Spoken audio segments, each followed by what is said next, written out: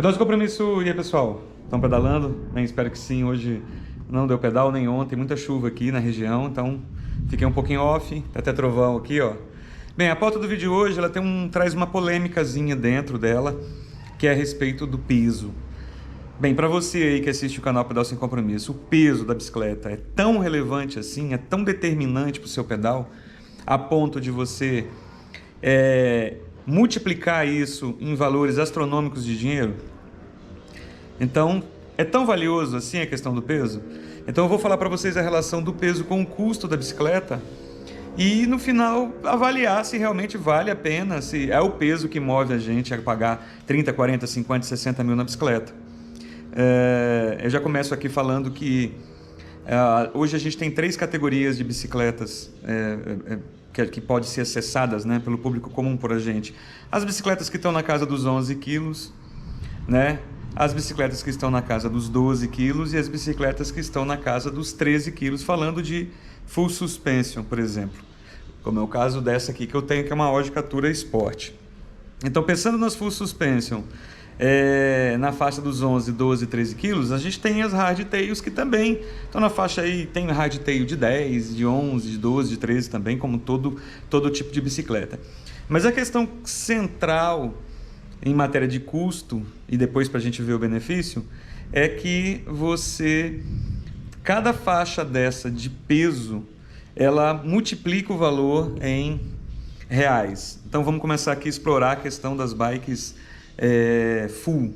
Então uma bike full hoje, top de linha, que vai custar aí na faixa dos seus 60, 70 mil reais, uma Trek, uma Specialized, ela vai aí te dar os 11 quilos num montante aí de 60, 70 mil reais hoje, mais ou menos o preço médio de uma bike de ponta hoje full suspension. De repente pode chegar até 10 quilos, aí 10 e pouco, uma bike um valor astronômico aí, por exemplo, como as S-Works, né? Se você migra para 12 quilos, você já começa a encontrar bikes um pouco mais acessíveis, que também de carbono e que vão gerar na faixa aí também dos seus 30, de 25 a 40 mil reais, você vai encontrar as bikes aí, as full suspensions da faixa dos 11, 12 quilos. E nos 13 quilos a gente vai encontrar bikes, por exemplo, full carbono não, mas quadro de carbono, de 13, a gente está falando aí dos 13 quilos, na faixa dos 20 mil, então, carbono, se for full suspension, né? E também, se for bikes hardtail também, elas chegam aí a seus 20 e poucos mil facilmente. Vou mostrar uma coisa para vocês. Bem, pessoal, tá bem escuro aqui que vai chover daqui a pouquinho. Então, vou mostrar um exemplo clássico de uma bike de 13 quilos. Essa bike aqui é a Oji Catura Sport. O quadro dela é todo de carbono e ela pesa aí a faixa dos 13 quilos, né? Ao raio, ó. Bem em cima aqui.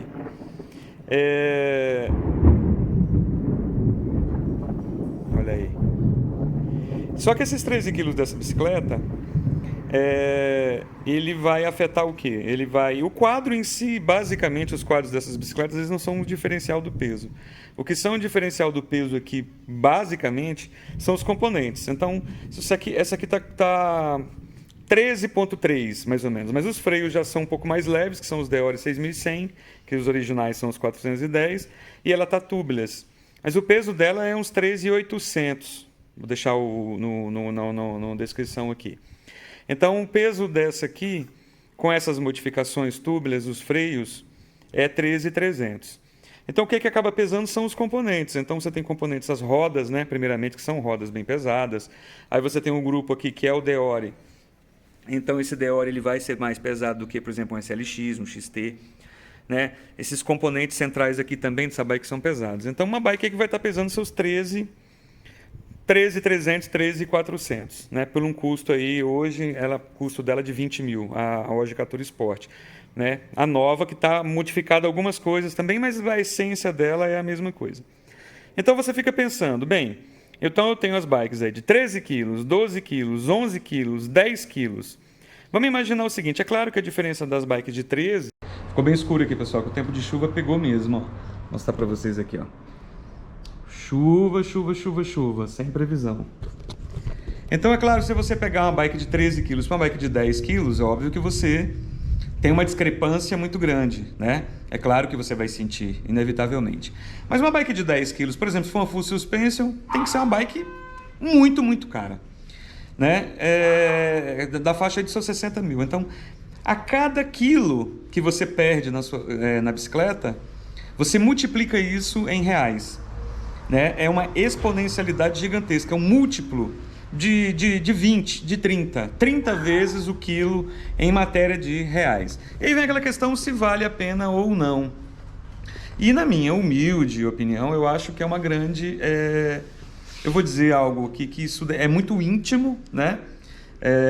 Então, do ponto de vista das paixões pelo ciclismo e das condições do ciclismo, eu acho legal, a pessoa vai suprir aí uma demanda que ela tem de uma bike de 11 quilos, de uma bike de 10 quilos, porque na verdade ela vai estar comprando equipamento de ponta, com os componentes câmbio, a parte de componentes de modo geral, de top de linha, que automaticamente são mais leves, né? Eficientes e mais leves. Mas do ponto de vista racional e do uso comum, não vale a pena. Não vale a pena porque não há ainda um estudo científico para avaliar se de repente esse 1 quilo, né, que a bike vai perder, por exemplo, de 13 para 12, se esse 1 quilo ele vai afetar o teu pedal proporcionalmente ao valor que vai ser custeado.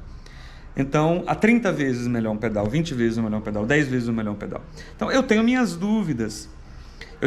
Se de repente, para o usuário comum, para o atleta amador, para o cara que gosta de fazer um longão, cara que gosta de fazer um estradão, de repente esse custo ele vai favorecer o pedal proporcional ao custo. Eu digo por quê? Eu digo, por exemplo, eu tenho uma hardtail que pesa 12,2 kg, leve, a groove, e tenho esse Landau, né, um tratorzão aí que pesa 13,300. Se você parar para pensar no meu tipo de rendimento, no meu rendimento comum, onde que eu ganho hoje, se eu for pegar um estradão para acompanhar as pessoas? Onde que eu melhoraria a minha performance? Justamente na descida. Então, as descidas, eu estaria melhorando a minha performance. Se eu descendo mais rápido e mais seguro, com mais confiança, eu vou descer melhor e com certeza eu vou ganhar aí tempo em relação às pessoas que eu estiver pedalando.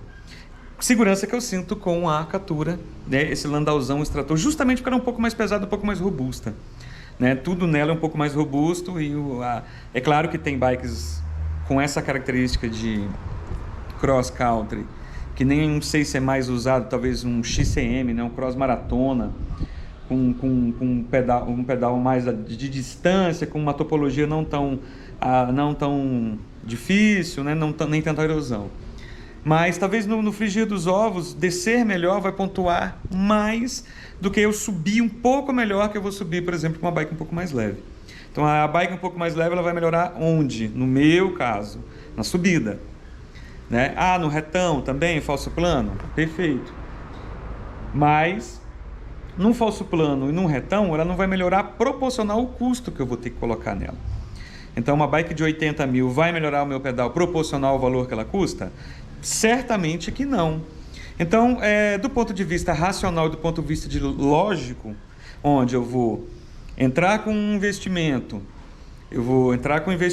para ganhar esse 1 kg de peso, para que ele possa reverter na minha performance, dificilmente acho razoabilidade e proporcionalidade nisso, né? Agora fica a questão, e isso não estou censurando quem puder ter, se eu pudesse eu teria uma bike mais leve, uma bike com melhor performance, porque o peso ele está totalmente relacionado à qualidade dos componentes. Então não é que a pessoa quer uma bicicleta mais leve, naturalmente ela vai ter, se eu troco do Deore para o SLX, do 6.100 para o 7.100, automaticamente eu não só ganho peso, eu também vou ganhar um pouco mais de eficiência, tecnologia, né? Então cada evolução de equipamento, o peso é uma variável, mas aí entram outras variáveis também nesse cálculo. Mas, dado a proximidade que a gente tem das bikes comuns, com as bikes de performance, então não há uma divisão, um guarda-reio muito grande separando o mundo competitivo do mundo real, né? Você pode chegar muito próximo a uma bicicleta que anda o Nino Schurter, por exemplo. Você pode chegar, não quer dizer que você vai chegar à bicicleta que ele tem, mas você pode chegar muito perto, as rodas, você pode chegar a um todo aí de quase 90% da bike que ele anda.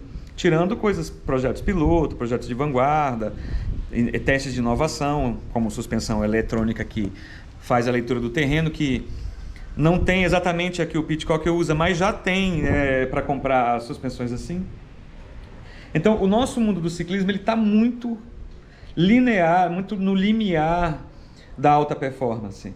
E isso ilude também, de certo modo, ele tem um efeito benéfico, porque você com custo que não acontece na Fórmula 1, não acontece na moto velocidade, lá você tem que investir alguns milhões para ter os protótipos que correm. E no mundo do ciclismo é mais fácil, você pode de repente andar, isso causa um efeito hipnótico nas pessoas de ter esse melhor equipamento, mas é claro que não ter nem um pouco uma parte da performance tão exigida que esses profissionais têm. Não que isso vai diminuir a tua vontade de comprar e que isso tem que ser uma censura para você comprar. Você deve comprar aquilo que você tem condições, aquilo que você é apaixonado, aquilo que você gosta, certamente. Mas há uma ilusão muito grande de vender esse tipo de coisa, essa coisa da performance, para a maioria do público e, ao mesmo tempo, cobrar isso num valor astronômico. Então, o meu ponto nevrálgico, aqui, o meu ponto principal é, de repente, você usar esse argumento de redução de peso por encarar que seu pedal vai ser tão fantasioso e fantástico assim, mas, ao mesmo tempo, você cobrar por isso valores astronômicos e vender essa ideia para as pessoas, né? E condicionar essa ideia ao rendimento. Então, isso, de certo modo, é claro, é o mercado, é o marketing, a publicidade, é a ideologia da bicicleta natural, não tem nada que eu acho que tem que ser movido por isso, mas que as pessoas não podem ficar desavisadas, de repente, uma bike de 13 quilos para uma bike de 12 quilos, isso vai fazer uma diferença astronômica. Na minha opinião, eu ando mais com a Oji Katura com 13.300 do que com a minha Groove de 12 e andaria talvez com a Xel de 11. Por quê? Porque eu não sou um cara bom de subida, não sou um cara que tem um condicionamento pulmonar, um condicionamento cardíaco extremo, né? Eu estou ali no limiar do médio fraco, mas tenho resistência para longas distâncias, então eu ganharia aí no cômputo geral, já fiz isso, já analisei em todos os anos que eu pedalo, eu ganharia na descida, na confiabilidade, né? No menor esforço de uma full, mesmo que fosse uma full pé de boi, né? Como é o caso da minha aqui, uma full pesada, uma full simples, como é o caso dela. Então a gente tem que fazer essa análise, de repente aí fica a pergunta para vocês no comentário, essa a gente vai chamar aqui de